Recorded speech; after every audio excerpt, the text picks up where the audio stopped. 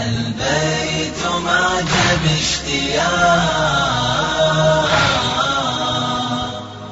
فالسبط سار للعراق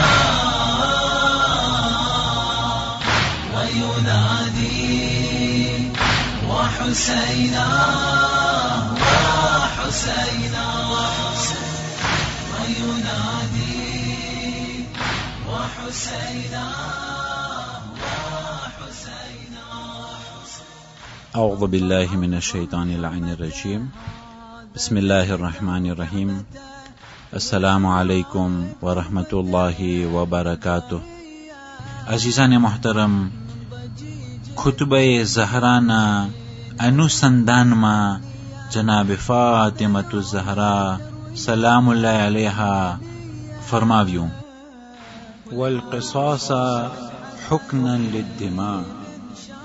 जनाब सैयदा सलामुल्लाह अलैहा આ કલામોને મજમાને મુખાતિબ થઈને કહી રહ્યા છે કે એ લોકો ખુદાવંદી કરીમે કિસાસને વાજિબ કર્યું છે, જેથી કરી અને જાન હિફાજતમાં રહે, ખૂનરેજી ન થાય એટલા માટે ખુદાવંદી કરીમે કિસાસને વાજિબ કર્યું છે. કિસાસ એટલે અગર જો કોઈ ખૂન કરે તો ખૂનનો બદલો ખૂન છે. માસૂમોના કલામ એ કુરાન શરીફનું સમજણ છે, અને જે કુરાન શરીફની અંદરમાં આયતો નાઝિલ થઈ છે તે માસૂમોના કલામો તેની તફસીર તરીકે હોય છે.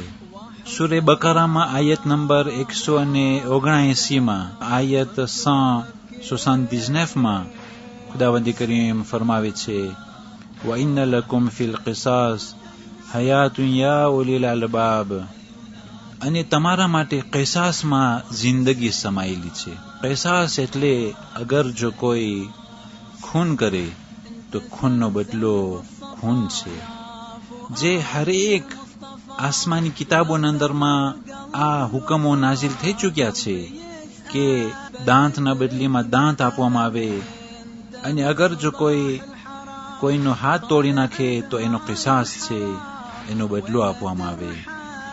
અજીઝાને મહતરમ, જાહેરમાં તો જે લોકો અજાણ છે, જે લોકો પૂરી રીતના સમજતા નથી, તેઓ શરીયત ઇલાહીને ખરાબ સમજે છે અને ખરાબ વાતો કરે છે કે ધર્મના અંદરમાં તો કતલ અને બદલા સિવાય બીજું કંઈ નથી. પણ અગર જો કોઈ આ કલામ ઉપર વિચાર કરે તો ખુદા કહે છે કે આ કિસાસ અને જે બદલો છે એના પછવાડે જિંદગી સમાયેલી છે. આય અકલવાળાઓ, આય સમજદારો, વિચાર કરો. જે કોઈ ખૂન કર્યો હોય, જે કાતિલ હોય, તેનો બદલો કતલ છે. એ કાતિલને કતલ કરવાથી મકતુલ કે જે કતલ થઈ ચૂક્યો છે તેને દુનિયામાં પાછું લાવશે નહીં, પણ આ કાતિલને સજાએ કતલ આપવાથી બીજાઓની જાન બચી જાય છે. અગર જો કોઈ ચોરી કરે, તેના હાથ કાપવામાં આવે તો આ હુકમ ઉપર અમલ કરવાથી કેટલી અમાનત થઈ જશે ગામમાં, કેટલી સિક્યુરિટી થઈ જશે ગામમાં. અને જે લોકો કેદમાં સડતા હોય એના કરતા આવા જે સજાઓ છે તેનાથી આખા શહેરના અંદરમાં, આખા મુલ્કના અંદરમાં, આખી દુનિયાના અંદરમાં અમાનત થઈ જશે. અગર જો કોઈ ઝિના કર્યું અને જે ઝિનાના કાયદા કાનૂનો છે શરીયત મુતાબિક, અગર જો તેનો સજા દેવામાં આવે, અગર જે હકીકી વાજિબુલ કતલ છે તેઓને કતલ કરવામાં આવે તો દુનિયાના અંદરમાં અમાનત અને આરામ ફેલાઈ જશે. અગર જો ખુદાના હુકમ પ્રમાણે અમલ કરવામાં આવતું હોત, અને જે ગુનેગારો છે તેઓને ત્યારથી જ હજારો વર્ષ પહેલા અગર જો તે પહેલાની સજા મળી ચૂક્યું હોત, અને આજ સુધી અગર જો તે ખુદાના હુકમ પ્રમાણે અમલ કરવામાં આવતું હોત, તો તે હજારો વર્ષ પહેલા જેને સજા મળ્યું હોય તેને જોઈ અને બાકીના લોકો વર્ષોના વર્ષ સુધી તે એ ગુનાહ નહીં કરે, તે એ ખરાબી નહીં કરે, અને આખી દુનિયાના અંદરમાં અમાનત અને સિક્યુરિટી વધી જશે. السبط سار للعراق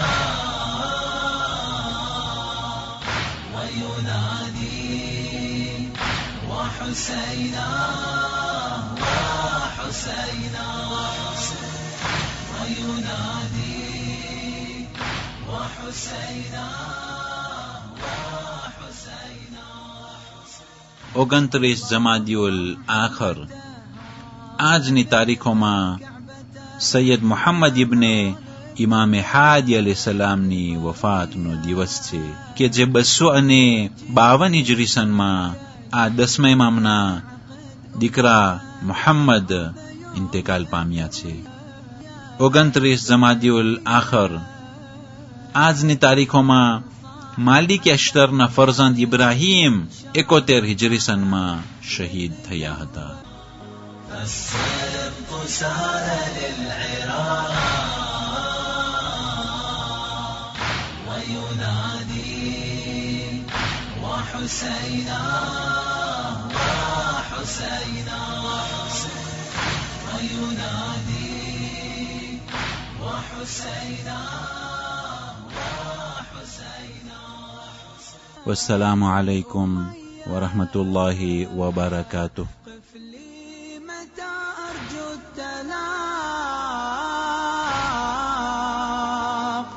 هل أنت ماض للعراق قف لي متى أرجو التلاق هل أنت ماض للعراق صرت أبكي وحسينا وحسينا صرت أبكي وحسينا وحسينا وينادي وحسينا